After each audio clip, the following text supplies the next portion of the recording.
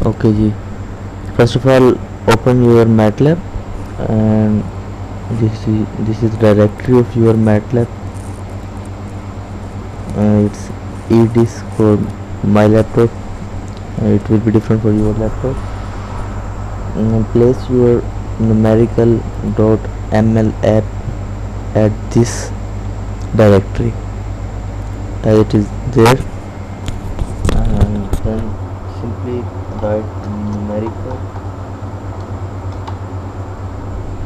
and enter.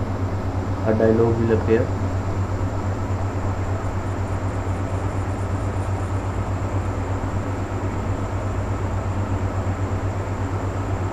Here you have to write the matrix, A matrix in this side and B vector here. Let me show you an example. And here we have Gaussian elimination question with matrix A matrix and B vector. I will enter these values in the dialog. I have entered the values A matrix and B vector. Now you just have to press these push buttons for the result. And here we have the Gaussian without pivot, and the result is 1 2 3. As I have already calculated, the result is 1 2 3. Now Gaussian with pivot, if you know the properties of pivoting,